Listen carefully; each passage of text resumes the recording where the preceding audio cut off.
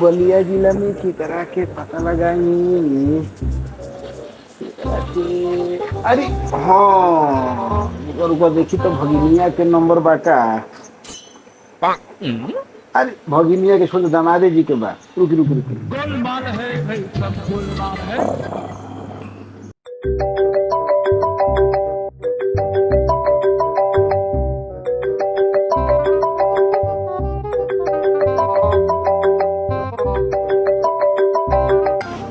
Hello Deepak ji. हाँ जी, रउआ के। अरे हाँ, रौरा मेहर के हेहर मामा। अरे रौरो मुँह में लागो। हम लाड़ से लगाऊं का? ना ना जी जी मामा प्रणाम। कैसन बानी? ठीक बानी? बोली कोनो काम रोल का? अरे देखी काम रहल कि एगो अपना छोटकी लौंडिया खातिर एगो रौरे जिला में एगो लड़का देखले बानी। का? मने छोटकी लड़किनिया खातिर एगो लड़का पसंद कइले बानी, जौन धोबिया के संगे भाग गइल रहे। धोबिया संगे भाग गए रहलो? जाए दी महाराज, केहू से कह मत, ओकरे बियाह ठीक होके जाता। भाग तो रिबो हिनी का चोदो। मतलब रउए हग मुत के लीप देले बानी, तो अब हम काहे केहू के बोले जाई? बताई आगे का करे के बा? बस करे के रौरा इतने बा कि रौरे बलिया जिला में एगो कोनो परिखरा गांव बा। जी जी। एगो लड़का गन्ना बना मिलौले बानी हम। अब बस तनी रौरा ई पता लगा ली कि ओकर घर खानदान पर परिवार कैसन बा। हाँ जी जी जी। कहीं ऊ बड़ दुखी तो ना हवस, हाँ जी। कहीं कोनो लड़की के चक्कर तो नहीं खे। पूरा लड़बा के है का? मतलब राउत लड़की धोबी संगे भाग गई और रउआ चलल बानी लड़का के इतिहास पता लगावे। चुपचाप बियाहवा काहे नहीं कोले? अरे महाराज, लड़का तो चोपा होइबे करेला सन। तो ई पता लगाई कि लड़कवा के टेंट टोन के दुकान बा। अगर उ 2 रुपया कमात होखे तो का करे के बा? चल के फोटो शादी फाइनल कर देल जी। ठीक बा, हम पता लगा ले तनी लड़बकवा के नंबरवा भेजी का? अरे महाराज, लड़कवा के नाम का हो? अरे महाराज, लड़कवा के उधारी बाबू की का नाम से लोग जाने लन। उधारी? खत्म, बाय बाय। बेरा बा कुबेरा बा, लमहर लमहर केरा बा, टिंग टिंग टिंग टिंग टिंग टिंग टिंग टिंग टिंग टिंग। बेरा बा कुबेरा बा, लमहर लमहर केरा बा, टेंट हाउस हमारे भैया, दारू पिए के डेरा बा। टिंग टिंग टिंग टिंग टिंग टिंग टिंग टिंग टिंग टिंग टिंग टिंग टिंग। अरे भाई, अरे कौन है जी? अभी मजा आएगा ना भिड़ो। आइए बताइए क्या काम है आपका और क्या नाम है आपका, बताइए क्या काम है आपका। अरे भाई, एकदम माइंड ब्लोइंग गा रहे हो यार। तुमको तो टेंट हाउस में क्या कर रहे हो? तुमको सितारों की दुनिया मुंबई में रहना चाहिए। अरे भाई, तुम चलो हमारे साथ, मुंबई चलो। गजब गजब गजब, पहले लीजिए लीजिए, बैठिए, मजा आ गया। गजब सुंदर विचार है आपका, इतना सुंदर शकल है, इतना बढ़िया बढ़िया बात कर रहे हैं, कलाकारों के प्रति प्रेम है आपका। ये बताइए ईमानदारी से, आप खोजवा है क्या? मतलब आप बम्बई से यूपी बिहार टैलेंट खोजने आए हैं? अरे नहीं भाई, तो हमको लग रहा है टी सीरीज के मालिक जो गुलशन कुमार है ना, उनके अब साले के लड़के होंगे। अरे नहीं नहीं भाई, तो उनके शाहरुख के लड़के तो होंगे ही। बिल्कुल नहीं। अरे यार, तो हमको लग रहा है कि आप सलमान खान के परिवार से। तुम हमारी बात समझे ही नहीं। मत देता तू, करण जौहर का तो लगता नहीं का परिवार के। देखो, आजकल भलाई का जमाना नहीं रहा। बिल्कुल। मैं तुमको गाते हुए देखा, देखे। तुम्हारी वॉइस बहुत अच्छी है। Thank you. तुम्हारा गाना मुझे बहुत अच्छा लगा। Very good. मैं सोचा तुम्हारा कुछ भला हो जाए, लेकिन तुम तो एकदम बदतमीज, बेहुदा और बेवकूफ किस्म के इंसान लग रहे हो मुझे। हे कलयुग में महान पुरुष, महान आत्मा, पुरुषों में कैसन पुरुष बड़े रे तू, मोदी जी के साथ। अगर तहार भलाई हो गई होके तो ई बतावा हमारा टेंट हाउस पे तू का करे आइल बड़ा? अरे यार हम सोचे कि हमारी शादी है, कि तुम्हारा टेंट का सामान सब बुक करेंगे और अच्छा से अपने यहाँ सजवाएंगे, लेकिन तुम्हारा बात करने का जो लहजा है मैं बुक नहीं करूंगा। स्टाइल मारता तारे भी आबा। हाँ हमारा ही शादी है। कौना के भाग फुटल रे सर। का? डेट कहिया हो? अरे डेट क्या, जब करना ही नहीं तो डेट क्या पूछना है यार। का है नहीं के करे के? का कमी बा टेंट हाउस में? बात करने का लहजा तुम्हारा सही नहीं है। बात सजावे के बा कि टेंट सजावे के बा? टेंट सजावे के बाद। तो टेंट सजावे के टेंट सजी बढ़िया से सजी। लेकिन नहीं मन नहीं। किसी आगे निका नहीं करना यार, छोड़ो ना, हटाओ। राब में बुलाई पानी पिए के।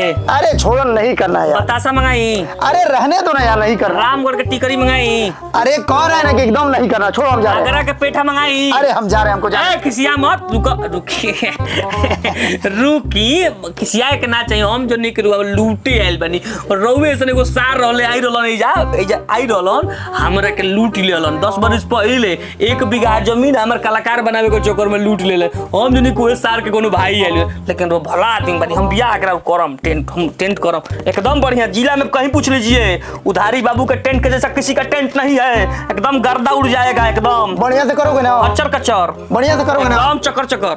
21 नवंबर 2025 का 21 नवंबर 2025 के तिलक है हमारा। 21 नवंबर। Bye bye, tata, good bye, गया। अरे भाई हुआ क्या?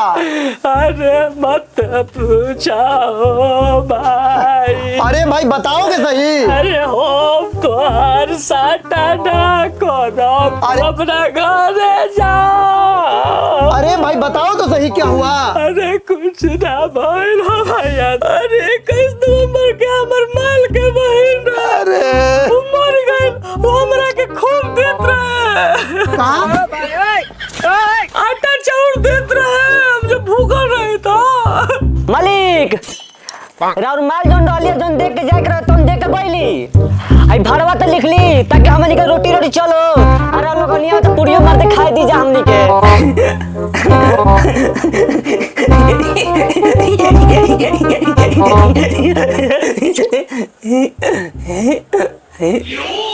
ना पापी दिल रही तू तो इनका जनरेटर बंद ना हुई। रोगा आप देख ली क्या करे के बागे। हरि राम कृष्ण जगन्नाथ प्रेमानंद।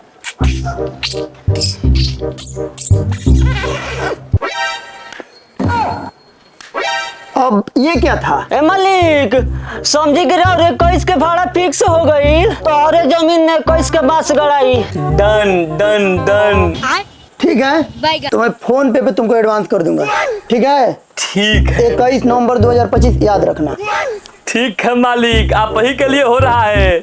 न तो हमर मौलिया के बहनिया देत रहे, अब ओकरा सिवारू कहीं टेंट हाउस ना दे।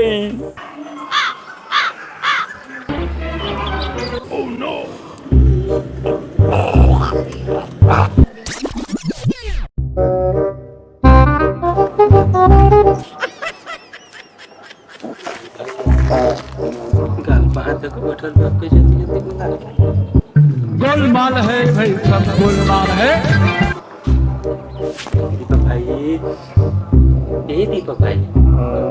दीपक भाई ए मर्दे हमारा के जल्दी जल्दी बोला के आई अपने गाल पे हाथ रख बैठल बड़ो। बैठो जालिम भाई। देखो हमार नाम आलिम हो, जालिम ना। बोले का बात ठीक से बोलो, नहीं तो हम चलो नहीं। अरे यार बुझा गइल? है ना तोनी बात पर मुंह गाड़ फुला लेबो तो हमार काम कैसे करबो? देखो दीपक, हम बलिया के बेशक हई लेकिन लइकन के शौकीन ना हई। अरे एगो लौंडा के बारे में पता लगावे के बाद। लौंडा के बारे में? हाँ मनी अब इहे रह गई बा कि लौंडा छौडन के बारे में हम पता लगाई। हे प्रभु, कुछ उपाय लगैता कि भोसड़ी लगे गाड़ मार देती। सुन, हमरा हितई के एगो लौंडिया बिया। अच्छा लौंडिया मतलब लड़की। हाँ हाँ। ओकरा के परिखरा गांव में लड़का देखल बा, उधारी टेंट हाउस ओकर नाम हो। ओहो तो तू ना पता लगा लेबो? अरे यार तोरा से हम बहस करी के अपन गाड़ मरवा ली। सुन, हमार जब बियाह भइल रहल नु ये उधरिया के बाबूजी टेंट के साटा कइले रहले हो 3 लाख रुपया बकाया रहल। अब मान ले कि हम जाई तो बकाया मांगी नु ए खती हम नहीं की गई चाहत तोरा के भेजत तनी बुझले। चलो ठीक है तुम जाते पता लगा क्या होता जो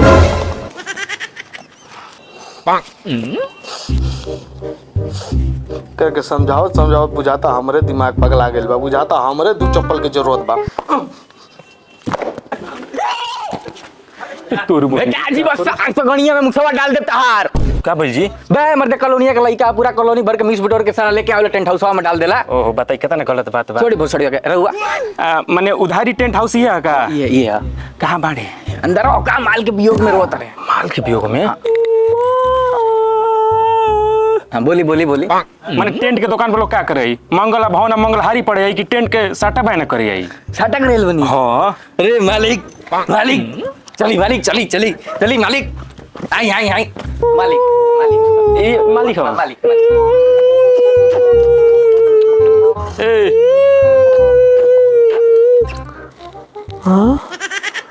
तुम आ गई जाने मन तुम आ गई।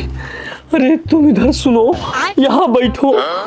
तुम्हें देखने के लिए मैं तरस गया था, तुम्हारे आंखों को मैं तरस गया था, तुम्हारे नाखों को मैं तरस गया था, तुम्हारे ओठ चूमने के लिए मैं तरस गया। जब से मारी गईल मालिया बिगड़ गईल हमर होलिया छोड़ी छपरा बोलिया अब के खियाई मीट मछली कालिया ढेर माल वसल बड़ो का?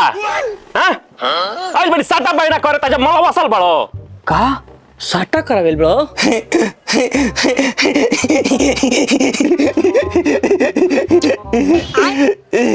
अब इनका जनरेटर बंद हो गई, भाड़ा लिखवा ली। दीपक का फंसा दिल भाई यार, क्या करी? ए भैया मैं कितना देर से आइल बनी? भैया आइल तो अबे हई।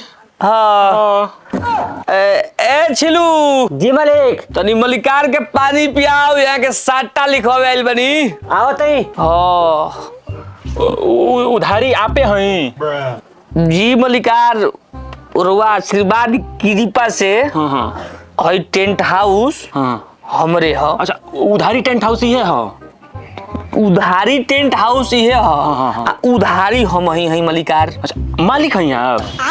अब रुआ के हम स्टाम्प पेपर पर लिख के दी कि हम के मालिक होई। माने मालिक समझत रहनु, मालिक हो नु ना इजा के हम मजदूर हई। माने मालिक के ऑर्डर देला हने आवे रे हने आओ। मालिक के है जाके रोवा है साहब। हम आइनु जी पानी पियाओ। अच्छा यकीन भाई लू। हाँ आ सारा वो गुड़ ना ले आवल जाला, खाली इधर पानी पियल जाला। आओ तई मालिक लेके। लइके हवे। अच्छा सुनू, हां मालिक। जब बाड़ावा डॉन हो जाए तबे गुड़ावा लेके ओई है, ना तो तोरा गोणिया में बांस हो जाई। ठीक है मालिक। पनिया पी त लेके गुड़ ले हो गइल बा।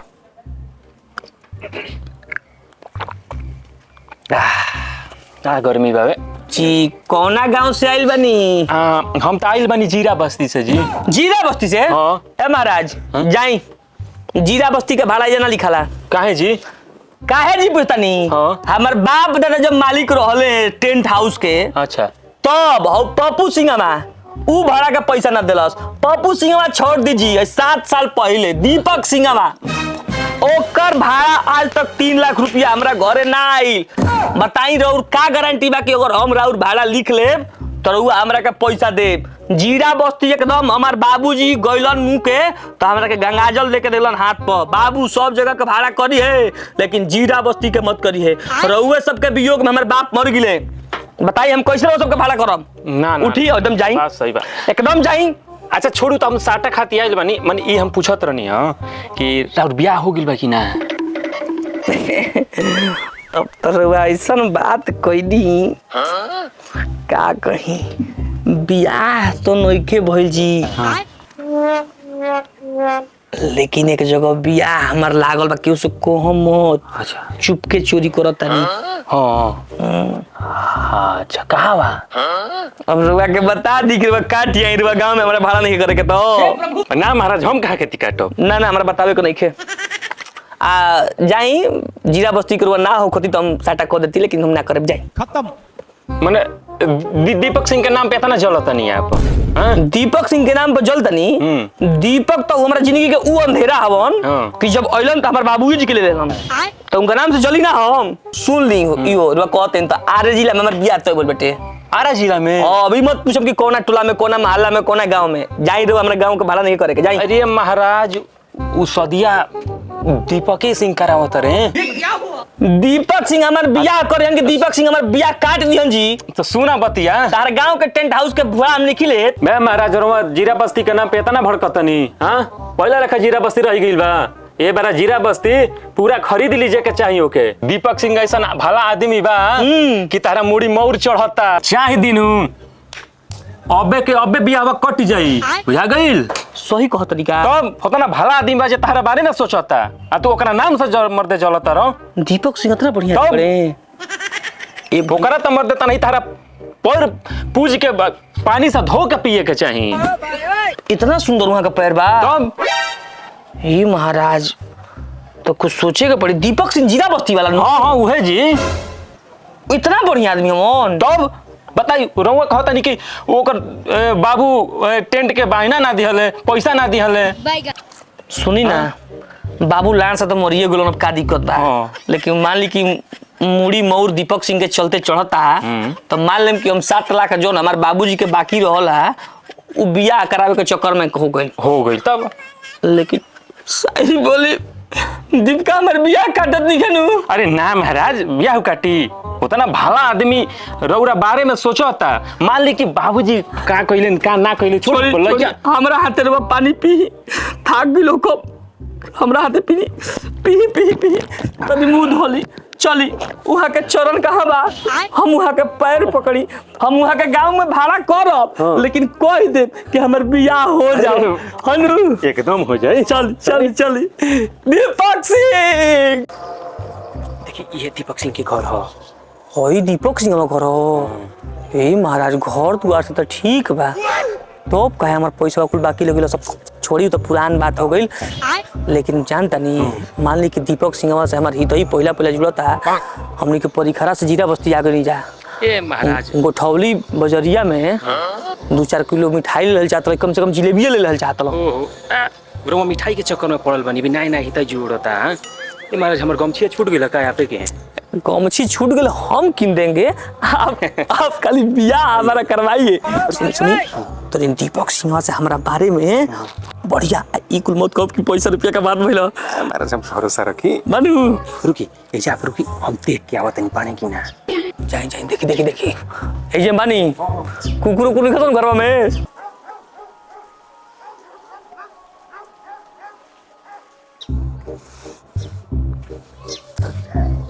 का कहब दीपक जी कहब दीपका कहब कि दीपक बाबू बोलब का बोलब कहब हेलो ना ई तो गड़बड़ जी।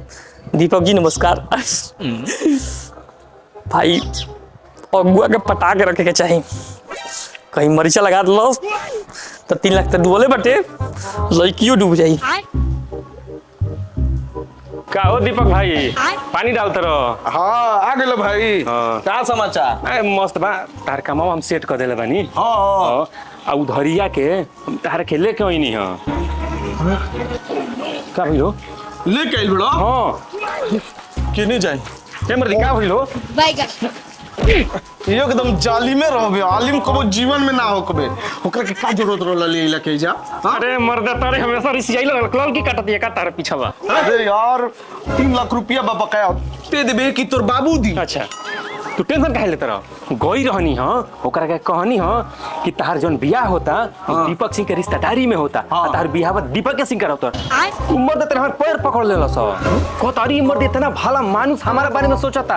हम कहनी कि भाई उनकर बाबू जोन कइलन बेटा नहीं कनु करत देखो बेटा तारा बारे में कितना सोचता के बारे में ना एकदम ना पैसा के बारे में उल्टे तहरा के 4 लाख रुपये देवे के कहत रहला।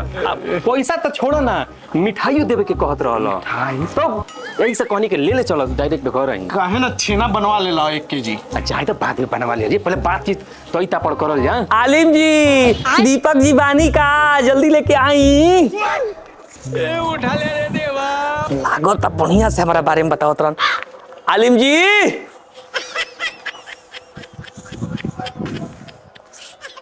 अरे आलिमा, ना इतना। आलिम जी, आलिम बाबू, अगर दीपक जी हो तो लेके आई।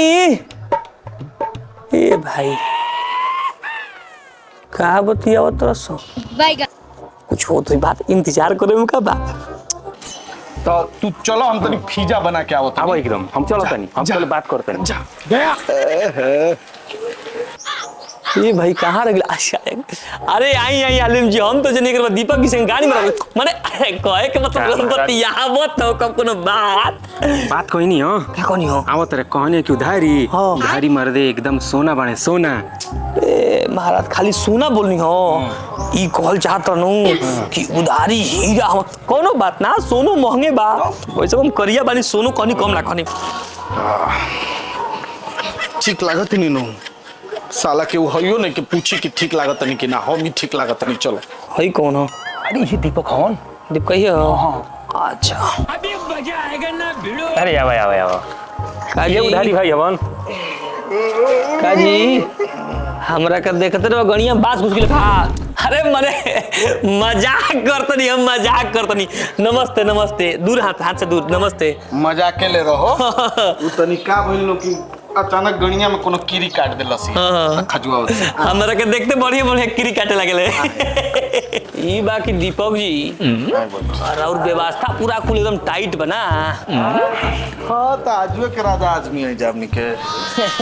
ना और खौर खानदान के बारे में, हमारा खौर खानदान से कोनो कुछ छिपल बा? बतिया आगे बड़ा बाबा। बात कोई जब आगे। हाँ। अच्छा ई बताएं दीपक जी, यहाँ के तरह और खूब तारीफ कोई नहीं हो, आप बड़ा धन्यवाद बड़ा और की रहुए हमारा अगुवाई करतनी। ई जौन लइकिया बिया पूरा बहिन लागले। हमर मेहर के हेहर मामा हवन, उनकरे लड़की ही हम। अच्छा ऊ ना बहुत बढ़िया बहुत धन्यवाद। घर परिवार कुल उनकर ठीक ठाक होलो नु? उठा ले रे देवा। हम हेकर इतिहास पूछेल बनी कि हमार इतिहास जाए तो लइका ना। सुनो, सब व्यवस्था टंच बा। ए महाराज तो हमार व्यवस्था खराब बा।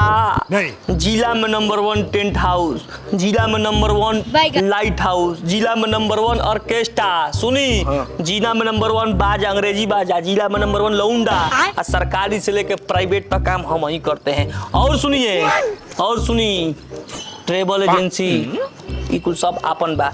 हमारा तो कोनो बात के टेंशन नहीं खे। बे यार, हमरो हेयर मामा के एकलौती लड़की हिया।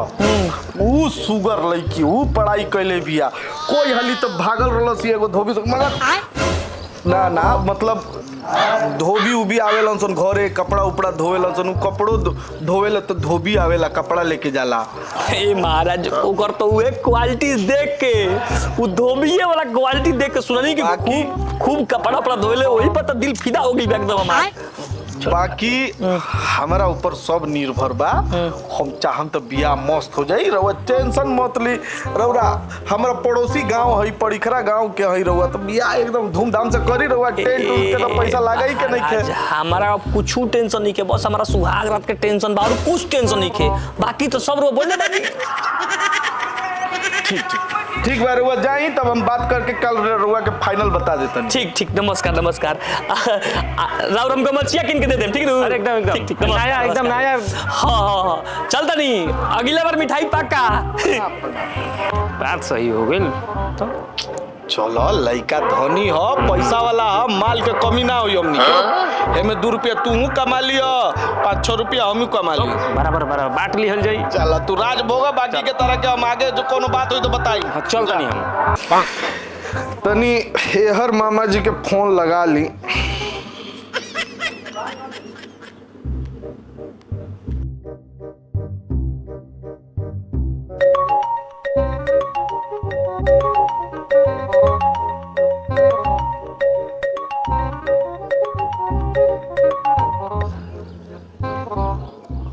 हेलो। अरे हे हर मामा प्रणाम।